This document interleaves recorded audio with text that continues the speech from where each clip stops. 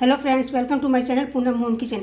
आज मैंने बनाया है पंचमेवा पाक, जिसे आप कभी भी बना सकते हैं, बना के और भोग लगा सकते हैं भगवान को। ये बहुत ही टेस्टी बनता है और घर में बनाइएगा तो और भी शुद्ध घी और शुद्ध ड्राई फ्रूट्स रहेगा और आपको पता रहेगा कि आपने कैसे बनाया है।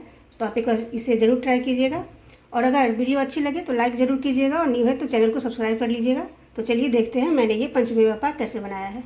पंचमेवा पाक बनाने के लिए गैस पर हम सबसे पहले कढ़ाई चढ़ा देंगे और कढ़ाई को गर्म होने देंगे।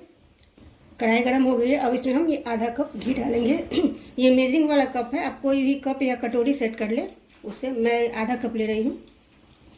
घी को हम गर्म होने देंगे, ज़्यादा गर्म नहीं होने देना है, मीडियम गर्म होने देंगे। उसके बाद मैं काजू ले रही हूँ। ये मान के चलिए इस चम्मच से 5 चम्मच होगा, और नहीं तो जिस कप से मैंने घी डाला है उसे आधा कप ये काजू है। हल्का गोल्डन ब्राउन होने तक काजू को फ्राई कर लेंगे। हल्का गोल्डन ब्राउन आ गया है, अब हम काजू को निकाल लेंगे।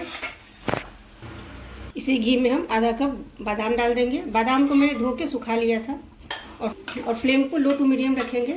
आप चाहे तो काजू बादाम एक साथ भी फ्राई कर सकते हैं, मैं अलग अलग कर रही हूँ। बादाम को भी मैंने फ्राई कर लिया है और ये चट चट की आवाज़ आने लगती है, उतना हम फ्राई कर लेना है और सावधानी से इसे भी हम निकाल लेंगे। और उसी कप से हम आधा कप गोंद ले लेंगे, जिससे हम लड्डू बनाते हैं वो। और फ्लेम को लो टू मीडियम ही रखेंगे और गोंद को फूलने तक, ये पता चल जाता है, फ्राई कर लेंगे। और ये देखिए सभी गोंद फूल गए हैं और एकदम हल्का हो गया है। और गोंद को फ्राई करते समय फ्लेम को हम लो रखेंगे, बिल्कुल लो रखेंगे। अब ये भी फ्राई हो गया, निकाल लेंगे। उसी कप से मैंने ये आधा कप किशमिश ले लिया है। किशमिश को फ्राई होने में टाइम नहीं लगता, इसे भी हम लो फ्लेम पर ही हल्का सा फूलने तक फ्राई कर लेंगे। किशमिश फ्राई हो गई है, हम इसे निकाल लेंगे। बस 1 से 2 सेकेंड लगता है किशमिश फ्राई होने में। अब उसी कप से हम आधा कप से थोड़ा सा कम मैंने ये खरबूजे का बीज है, मस्क मेलन सीड्स, वो डाल लेंगे। और इसमें से चटकने की आवाज़ अपने आप आएगी, तब तक हम भून लेंगे। फ्लेम को लो ही रखेंगे क्योंकि घी बहुत गर्म हो गया है। चटकने की आवाज़ आ रही है इस मस्क मेलन बीज से, और ये हल्का सा कलर इसका चेंज हो गया है। अब हम निकाल लेंगे इसे भी। और इसी में हम मखाना फ्राई कर लेंगे।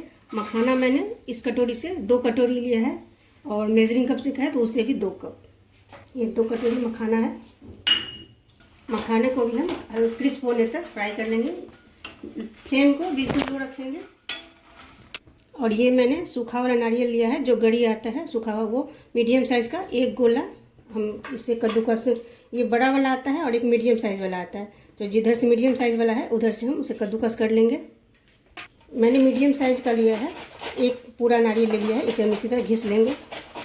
मखाना भी फ्राई हो गया है, इतना हमें फ्राई कर लेना है, भूलने जैसे ऐसे तोड़े दिए आसानी से टूट जाए, बस इतना ही फ्राई करना है। मखाने को भी हम निकाल लेंगे। अब इसी घी में हम, थोड़ा सा घी बचा है, इसी में हम ये नारियल को भी भून लेंगे। फ्लेम को बिल्कुल लो रखेंगे और हल्का सा नारियल को भून लेंगे। हल्का सा कलर चेंज होने तक नारियल को भी हम भून लेंगे।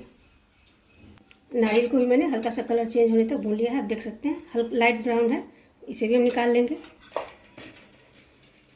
अब इन सभी ड्राई फ्रूट्स को हमें दरदरा सा कूट लेना है, तो उसमें हम ये नारियल और ये खरबूजा का बीज और किशमिश, इस तीनों को हम नहीं कूटेंगे, बाकी को दरदरा ग्राइंड कर लेंगे मिक्सी में। मखाना, काजू, बादाम और ये गोंद, इन सभी को हम पल्स मोड पे मिक्सी में चला के कूट लेंगे। आप चाहे तो खलबट्टे में भी कर सकते हैं, बट खलबट्टे में नहीं होता है, वो चारों तरफ फैलने लगता है, तो मिक्सी में ही पल्स मोड पर हम पहले मखाना डालेंगे। इसी तरह रुक रुक के हम हल्का दरदरा मखाने को कूट लेंगे।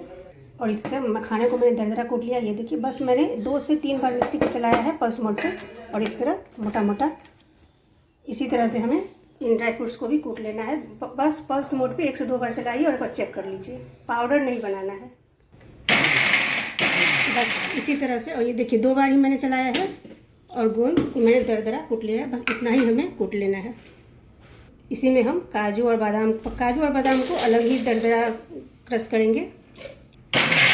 और ये देखिए थोड़ा सा मोटा दरदरा है। अब इसी समय हम किशमिश और खरबूजे का बीज भी डाल देंगे।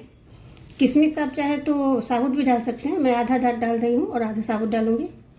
और बस एक ही बार हमें चलाना है, ज़्यादा नहीं, बस एक बार। किशमिश डालने के बाद बस मैंने इतना ही चलाना है ताकि किशमिश 2 आधा हो जाए, बस उतना ही।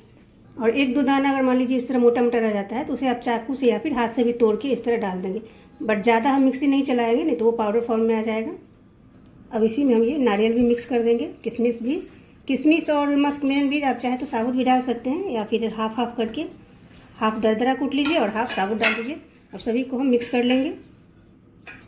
अब हम इन सभी को मिक्स कर लिया है मैंने। अब हम इसे नाप लेंगे कि कितना कटोरी हुआ, उसी हिसाब से हम चीनी डालेंगे। ये पूरे 4 कटोरी हुआ है तो हम इसी हिसाब से चीनी ले लेंगे। ये 4 कटोरी हुआ है ड्राई फ्रूट्स पाउडर, तो मैं उससे, वैसे तो 4 कटोरी हुआ है तो 2 कटोरी चीनी आप डाल सकते हैं, उससे परफेक्ट मीठा होगा। और अगर कम मीठा पसंद है तो मैंने 1 कटोरी, और ये थोड़ा सा, एक मान के चलिए 1.25 कटोरी मैंने चीनी लिया है। 1.25 कटोरी चीनी मैंने 1 कटोरी पानी डाला है। और चीनी और पानी डालने के बाद लो फ्लेम पर हम चीनी के घुलने तक पका लेंगे। पहले चीनी अच्छे से मेल्ट हो गई है, अब हम फ्लेम को मीडियम कर लेंगे। और चाशनी को 1 तार की चाशनी हमें बनानी है। इसमें जब तक 1 तार आएगा तब तक हमें चाशनी को मीडियम फ्लेम पर ही पकाना है और 1 तार की चाशनी आने देंगे। और ये वाली चीनी साफ़ थी तो मेरी चाशनी भी साफ़ है। कभी कभी हल्की सी मतलब लाइट ब्राउन कलर की चीनी रहती है जो थोड़ी गंदी रहती है, तो एक चाशनी में उबाल आने के बाद मीडियम फ्लेम पर ही, उसके बाद हम इसमें 2 से 3 चम्मच दूध डाल दीजिएगा और उसे उबलने दीजिए। बस अपने आप गंदगी सारी साइड में आ जाएगी तो उसे आप निकाल सकते हैं। बट इसमें नहीं आया है तो इसे मीडियम फ्लेम पर हम 1 तार की चाशनी बना लेंगे। और चीनी मैंने 4 कप मेवा में मैंने 1 कप और थोड़ा सा चीनी डाला है। आप चाहे तो 1.5 भी डाल सकते हैं, 2 भी डाल सकते हैं, जैसे जितना ड्राई फ्रूट्स का पाउडर है उसका हाफ, और उससे ज़्यादा नहीं डालें, उससे कम थोड़ा सा डाल सकते हैं, ज़्यादा नहीं, क्योंकि ड्राई फ्रूट्स में भी अपनी थोड़ी सी मिठास रहती है तो हल्की हल्की मीठी ही ये अच्छी लगती है। इसलिए आप 1.5 कप डाल सकते हैं। अगर 4 कप पाउडर है मेवा का तो 1.5 कप चीनी परफेक्ट मीठा हो। मैं थोड़ा सा कम बना रही हूँ तो मैंने 1 कप ही डाला है। और अगर हल्की हल्की मीठी भी चाहिए और टेस्ट भी चाहिए तो आप 1 कप भी डाल सकते हैं। मीठा आप अपने अनुसार एडजस्ट कर लीजिए। चाशनी गाढ़ी हो गई है तो थोड़ा सा हम 1 ड्रॉप इसमें गिरा लेंगे और थोड़ा ठंडा होने देंगे। और ठंडा होने के बाद देखेंगे तो ये देखिए छोटा सा तार बन रहा है। 1 तार की चाशनी नहीं बना है, अभी 1 तार की चाशनी हमें बनानी है। और ये देखिए चाशनी गाढ़ी हो गई है तो इसमें से मैंने थोड़ा सा और निकाल लिया है और इस तरह टच करेंगे। और थोड़ा ठंडा होने के बाद इस तरह देखेंगे, देखिए 1 तार बन रहा है। इसमें ज़्यादा लंबा नहीं जा रहा है, बट 1 तार ऐसे हम लोग करेंगे तो 1 तार मोटा सा बन रही है। देखिए बस इतना ही गाढ़ा हमें चाशनी को करना है। अब एक फिर से दिखा रही हूँ, ये देखिए इस तरह लगातार इस तरह करने से आपको लगेगा कि 1 तार बन रहा है। और थोड़ा ज़्यादा ऊपर नहीं, ज़्यादा लंबा तार नहीं बनाना है, बस हल्की सी लगे कि 1 तार आ रहा है चट चट, बस इतना ही गाढ़ा हमें चाशनी में करना है। और हम ये सारा मिक्स चाशनी में डाल देंगे और फ्लेम को बिल्कुल लो करेंगे और अच्छे से मिक्स कर लेंगे। और इसमें मैंने 1/4 मान के चलिए मुट्ठी से 1 मुट्ठी पिस्ता को भी इस तरह दरदरा कूट के मैंने इसमें डाल दिया है। पिस्ता को मैंने फ्राई नहीं किया है, बस कच्चा ही मिक्सी में दरदरा कूट के और इसमें डाल दिया है। और थोड़ा सा 2-3 चम्मच के करीब किशमिश को भी मैंने फिर से घी में भून के और इसमें मिला दिया है, साबुत किशमिश। अब इसी टाइम हम इसमें 1 टीस्पून ये हरी इलायची का पाउडर डाल देंगे। मान के चलिए 8-10 हरी इलायची को दरदरा कूट के और इसमें डाल दीजिए, इससे खुशबू बहुत अच्छा आता है। अब अच्छे से मिक्स कर लेंगे और एक डो की तरह जैसे कि वो बाइंड होने लगे तब तक हमें बिल्कुल लो फ्लेम पर सारे मिश्रण को पका लेना है। लो फ्लेम पर मैंने मान के चलिए 4 से 5 मिनट तक मिक्स को मैंने अच्छे से मिक्स कर लिया है। और ये और बाइंडिंग भी आने लगा। और ये देखिए, और उसे पता नहीं चली, थोड़ा सा पोर्शन इसमें से उठाएंगे थोड़ा सा और इस तरह गोल करके देखेंगे, और बिल्कुल भी हाथ चिपक नहीं रहा है और इसका ये गोल लड्डू ही बन रहा है। बस इतना ही हमें तैयार करना है। और अगर आपको थोड़ा सा कड़क चाहिए, वैसे तो ये सॉफ्ट ही अच्छा लगता है, तो इतना पर ही हम, क्योंकि ये जैसे जैसे ठंडा होगा और हार्ड होता जाएगा।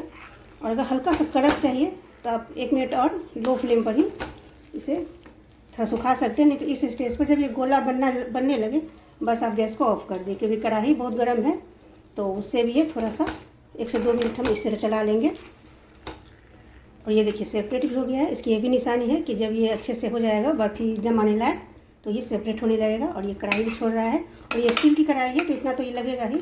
अगर हम नॉन स्टिक लेते तो बिल्कुल कढ़ाई साफ़ हो जाती, बट नॉन स्टिक का यूज़ थोड़ा कम ही करती हूँ मैं, ज़्यादा नहीं करती, इसलिए हम गैस को ऑफ कर देंगे और 1 से 2 मिनट तक इसे अच्छे से मिक्स कर लेंगे गर्म कढ़ाई में ही।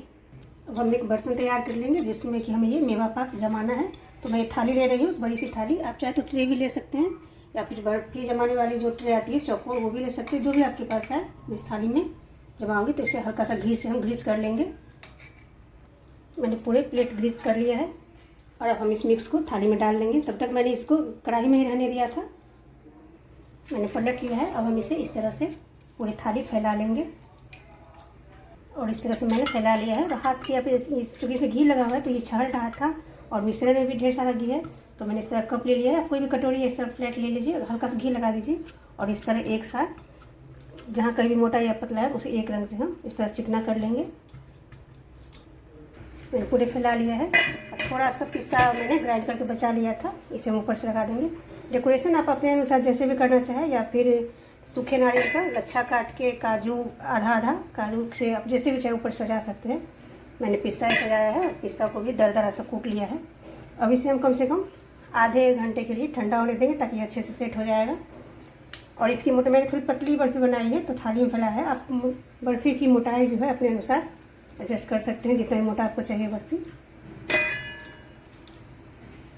हल्का ठंडा होने के बाद इसमें इस तरह से कट लगा लेंगे और ये देखिए सॉफ्ट है बर्फ़ी।